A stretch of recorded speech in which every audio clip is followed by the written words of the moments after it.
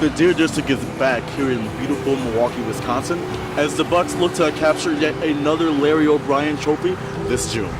At least in the first round, a familiar foe approaches the Pfizer Forum as Chicago Bulls head north on I-94 to try to beat the Bucks in their home city. The city is at buzz, and everybody is looking to capture that same magic the Bucks had last June.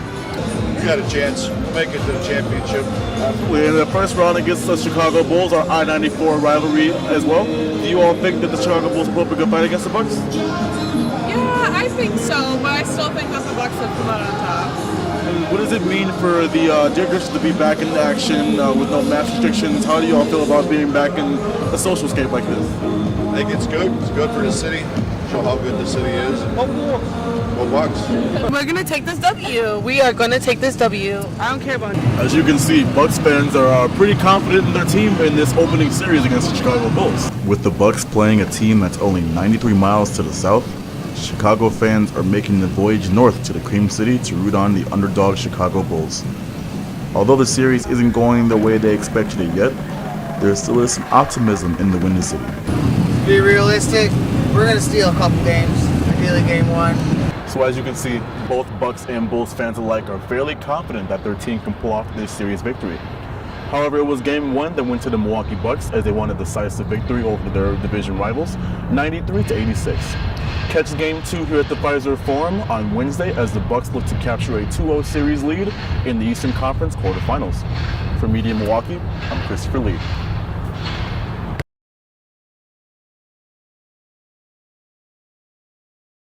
The Milwaukee Wave today lost a heartbreaker to the St. Louis Ambush, currently sitting third in the division. Hopefully the next game can be turning around. It could be a turning point for the soccer team.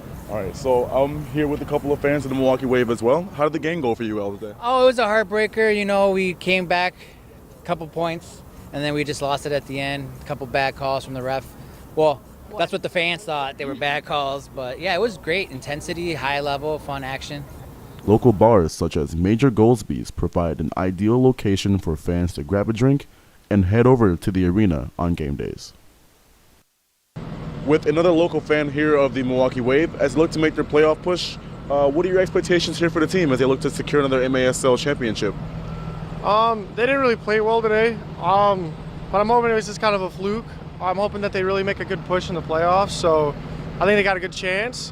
But I know that there's a lot of good other teams out there right now, so we'll just have to see. The Milwaukee Wave have very affordable price tickets here at the UW Milwaukee Panther Arena, so feel free to come on and cheer on your home soccer team as they try to look to secure another MASL League championship this spring. For Media Milwaukee, I'm Christopher Lee.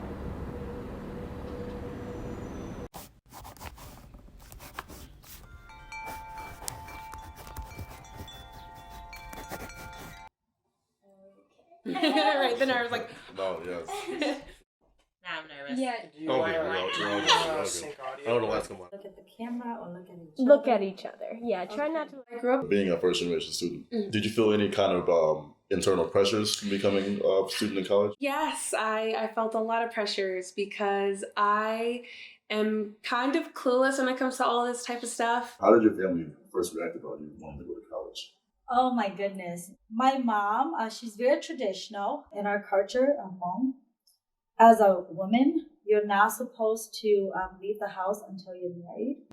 Being the first person in your family to go to college, would there be any pressures from anybody in the family? Did you feel like you were kind of owed it to them by chance? Yes, absolutely. My parents for sure wanted to live vicariously through me. Are you familiar with the concept of the American dream? Yes, and yeah, it's like Right, like I am aware of it. Have I lived it? No. So, do you think that concept is worth it for someone like us? No.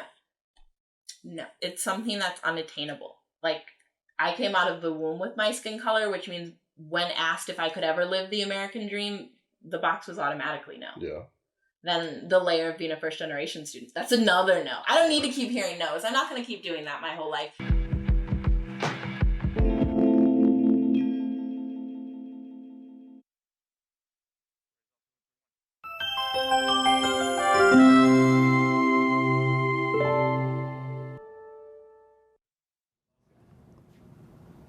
Hello, and welcome to Milwaukee United.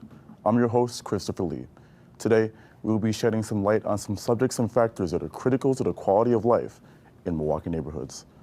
One of the subjects that we will discuss today is hunger, something that over 500,000 people within the state of Wisconsin alone suffer from every day. Later, we will sit down with different people and talk about the main cause of hunger and how we can do to confront it. How do we change hunger? How do we help each other? All of these questions and more will be brought to light today on Milwaukee United.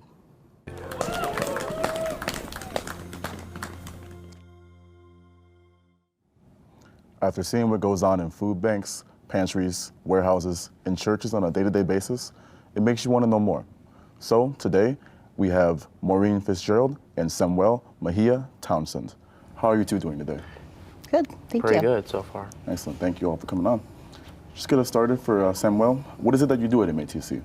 I am a student here for the culinary program, and also I am looking to get a degree and have my own restaurant as a sous chef. What do you think the root of cause of any kind of food insecurity might be? Is there any kind of like indicating factors that might be what starts everything?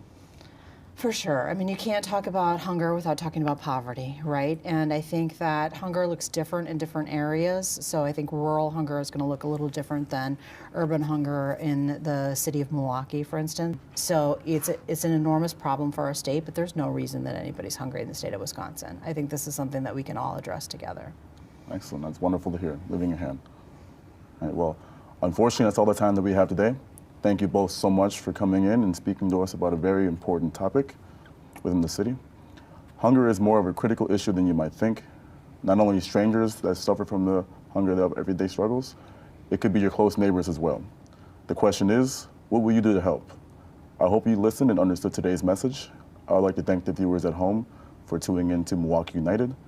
Stay safe, Milwaukee. Stay united. And I'm your host, Christopher Lee, signing off.